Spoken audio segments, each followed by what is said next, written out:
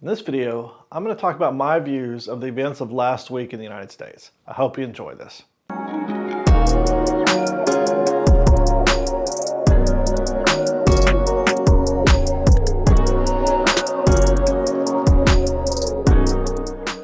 Hey guys, welcome back to my channel. Thank you for clicking on this video.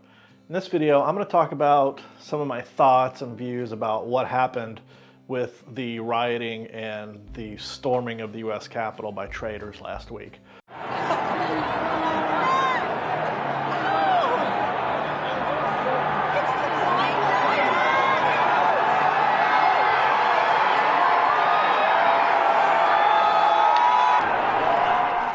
If you've seen my video on the U.S. elections, and if you've seen my video on why I left the U.S., I mean, you'll pretty much know my political stance and my political beliefs, where I stand on things. In European politics, I'd probably be considered center-left. In the U.S., that makes me pretty darn liberal. But the goalposts in the U.S. have been moved so far to the right that the label is just meaningless at this point. Like most people, when I turned on the news and I saw what was happening, I was appalled. I mean, it was disgusting. But it was predictable. So you feel these people with lies from Fox News, Newsmax, QAnon, YouTube, all of these right-wing journalists are filling these people with lies and hate and telling them their votes didn't count because the other side are evil and they stole the election from you. You tell these people this over and over again. I saw an article the other day that Fox claimed over 800 times that the election was fraudulent. So you fill these people with these lies, and what are they going to do? If you think your voice wasn't heard, if you think your vote was stolen from you, and you think the other side is trying to overturn the will of the people, then you try and protect it. You do what you have to do. In their minds, this is what they're thinking. And I'm not justifying what they're doing. I'm just saying it's predictable what they're doing. And not all of them. I think the people who went to protest, the majority of the people who went to protest were those angry people that have been lied to and told over and over again that the other side is evil. Not realizing that they're not the good guys in this story. They're the bad guys in this story. There was a percentage of people there who went there with a plan. And in my opinion, they had help. I don't think there's any doubt that they had help from the Capitol Police, at least, and possibly some other people, at the urging of the President of the United States and others. That's sedition, plain and simple. And they went there, these people went there who stormed the Capitol with the intent of assassinating leaders. They intended to assassinate Mike Pence. They intended to assassinate Nancy Pelosi. This was not just a random spur of the moment thing. There was a plan for this. And so you can't justify that. Obviously, I'm not trying to justify that. I get the anger because of the lies that these people have been told over and over again, from the top all the way down.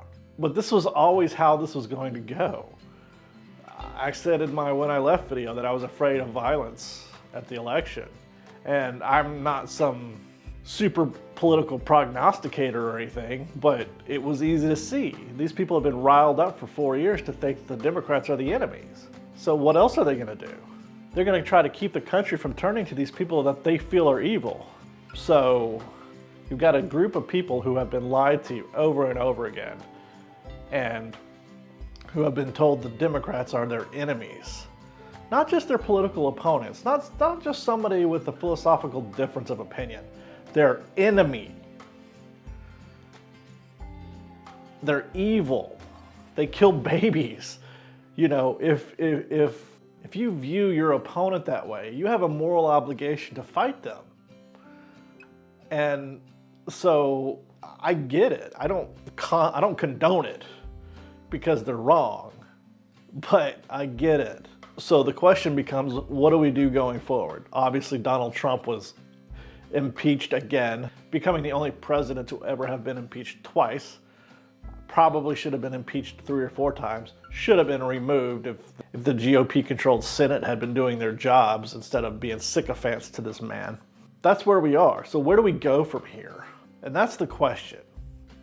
Where do we go from here? I don't think you can just reconcile and say, oh, well, okay, everything's going to be fine now. You know, we need peace, we need unity. I don't think you can do that. You don't compromise with these people. First off, we have to do something about the right-wing fake news world. I don't know what you do about it, but we need to do something about the dissemination of lies. Like how it's possible to just keep saying provably false things. I don't understand how that's legal. Something needs to be done about that. I think everybody involved in this, from the top down, needs to be held responsible. And I think the worst thing Democrats could do now that they have control of the Senate, the House, and the presidency, the worst thing they could do is to just let all of Donald J. Trump's crimes go for the sake of unity. That's the worst possible thing, because that will embolden the next guy who's smarter than him to act on these impulses and to cater to these people. And that's what you saw with the certification vote. You saw Ted Cruz, you saw Josh Hawley, you saw these guys who want to take the mantle of Donald Trump and run with it. As much as I despise those guys, they are vastly smarter than Donald Trump, and which makes them more dangerous. We can't let another Trump happen. We have to figure out how to make that stop. These people have to pay a price for committing sedition, for inciting violence. So that's kind of what I'm thinking. That's kind of my thoughts on this. I've struggled with this. I didn't want to make this video because, you know, yes, I do post videos about, you know, why I think Germany's better than the US and stuff like that, but I don't want to truly bash my country. It is where I'm from, it's home. I don't know that I'll ever go back, but it is where I'm from, and it has redeeming qualities. Right now, just those redeeming qualities are hard to see, and we need to get our house in order, and we need to deal with this cancer that is Trumpism and the far right-wing nationalism and racism that comes with it. We need to deal with it. So I hope you've enjoyed this video. I know it's me just rambling. I promise in my next video it'll be a lot more fun, but I felt like this needed to be said, and I needed to try to form my thoughts in my brain about what's going on. So I hope you've enjoyed this video. If you did, please go ahead and click the like button. If you haven't subscribed already, make sure you go ahead and do so. And be sure you click the bell icon so you'll get notice when I post new videos. Until next time, guys, I will see you later.